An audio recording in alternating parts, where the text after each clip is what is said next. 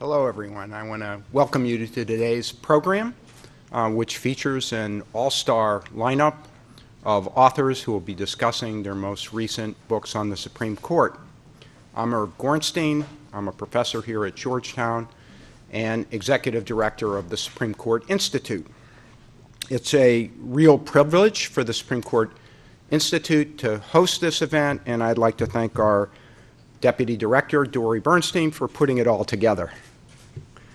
Before I turn the program over to our moderator, I'd like to remind everyone that after the program we have a reception following, in which you'll get a chance to have all your newly purchased books signed by the authors, have a word or two with the authors, hopefully, and as you can see, we have food and beverage, so please stick around after the program. With that, I would like to introduce our moderator today for today's program, Tony Mauro. Tony really needs no introduction at all, so I'll keep it short and tell you just that Tony has long been one of the nation's most influential journalists covering the Supreme Court. He is currently the Supreme Court correspondent for the National Law Journal, and his work on the Supreme Court Insider is must-reading for anyone who wants to figure out what's going on in the court today. So with that, Tony, the program is yours. Thanks very much, Irv. Very kind introduction, and thanks also to Dory for your work on this panel. It's a great treat for me to be here as moderator of this event. I have written enthusiastically about every author here. I'm a big fan of anybody who sheds more light on the Supreme Court, and they've all done a great job of that. And thank you, the audience, for attending, and thanks also to C-SPAN and BooKTV for being here as well. This should be a fun hour. We're here to celebrate and explore a category of books that seems to be growing. Books, both nonfiction and fiction, about the Supreme Court of the United States. The Supreme Court doesn't seem to come up much during presidential debates, but it certainly does generate a lot of books. I can tell that from the pile of books on my desk that come in, and I never quite get to all of them, unfortunately. The authors we have on our panel illustrate the range of works about the Supreme Court. We have Clare Cushman, who has written a wonderful anecdotal history of the personalities on the court. We have Jeffery Toobin, whose latest book on the court is as fresh as today's headlines, or should I say breaking news alerts. There's fiction too. Anthony Franze's book is a fast-paced thriller in which 6 justices are shot by the second page. Along the way, though, it teaches a lot about how the Supreme Court works. And then there are Todd Peppers and Art Ward, who have written several books about the justices and their law clerks, an endlessly fascinating relationship. You might wonder, what do these books have in common besides the fact that they're about the Supreme Court? The answer is, I believe, that all these books are built on the founding assumption that the Supreme Court is about more than just its opinions.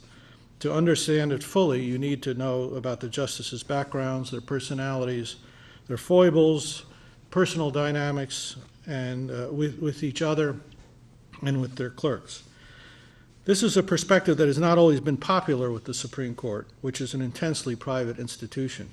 I remember vividly when I was writing about the court's penchant for privacy in 1993, that the court's spokeswoman then, Tony House, told me very firmly, the court, and this is a quote, the court is perfectly comfortable being in the public eye as an institution, but not as individual justices. They don't think that whether they play tennis or they play championship, they're championship foxtrotters, has anything to do with whether they're good justices.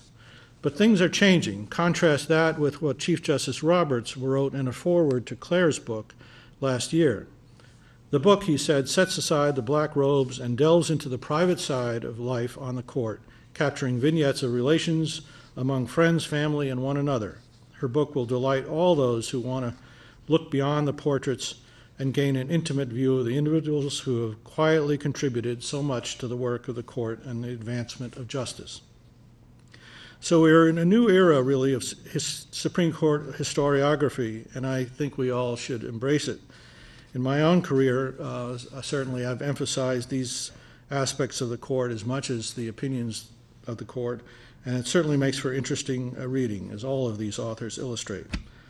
So to start it off, I think I'll ask a question about this point, why personality and background are important, and I hope the panelists will use this as an opportunity to talk about their books and tell some stories. Then we'll have some further discussion, and eventually I'll open it to the audience, and there's a microphone that we'll ask you to use in the center aisle here. So first I'll ask Clare Cushman to speak about her book, Courtwatchers. Clare is Publications Director of the Supreme Court Historical Society. So maybe you can tell us about your book and some examples through history about how personalities played an important role in how the Supreme Court does its work. Thanks, Tony. Well, I wrote a one-volume narrative history of the Supreme Court that has absolutely no case law in it, which is a little bit shocking to some people. But my intent was really to show a history of the institution and its practices and traditions, and how they have evolved over time. And what I really wanted to show was what it's like to be a Supreme Court justice, or what it has been like to fill that role, and how the justices go about doing their jobs. Something that really is very relatable to a more general audience than a sophisticated legal audience. So the themes that really interest me in Supreme Court history are things like how a newly appointed justice learns the ropes and gets sort of broken in, how the justices collaborate and work together, sort of the organizational psychology of the court. I'm interested in workload, how they manage the work, how they get it done, how they deploy their clerks to get it done. And then I'm also interested in showing how the justices know when it's time to go, when it's time to retire. So I looked at those themes, and then I also looked at the evolution of practices like oral argument, which probably is one of the traditions at the court that has changed the most in its 200 years. Under the Marshall Court, the oral advocates had unlimited time to get their views across, and they could speak for days and days. In fact, they liked to lace their speeches with allusions to Shakespeare and the Bible and Roman law, and they were equally addressing the ladies in the courtroom audience, and who were all dressed up in their finery to come hear these speeches, as they were the justices. But in those days, the justices had not been given written briefs before the cases, and they often hadn't really thought about the case much before the oral argument started, so they mostly sat in rapt silence listening. Obviously, oral argument has changed enormously over time, and the introduction of written briefs in the 1840s changed things, as did the whittling down of time. And as you all know, we now see these poor advocates who only have 30 minutes to get their points across, and the justices who are fully briefed on the case and know it inside and out jump in very quickly and ask them questions.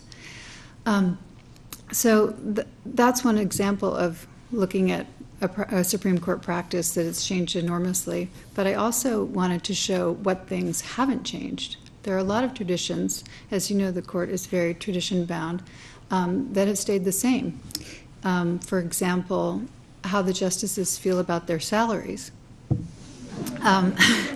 As you know, both Chief Justice Roberts and Chief Justice Rehnquist have been very active at trying to get Congress to raise the salaries of all federal judges, including Supreme Court justices, who make significantly less than they would in the private sector. But even compared to, say, a law school dean or a senior law professor, there's a great gap. But I went back and looked at the same issue in the 1810s and looked at how, say, Joseph Story, who was on the Marshall Court, felt about his salary and complained to Congress and asked for a raise, complaining that, you know, Daniel Webster, one of the great oral advocates, was making 30 times as much. And then I went and looked at the same issue in the 1860s, and Chief Justice Salmon P. Chase said the same thing. You know, the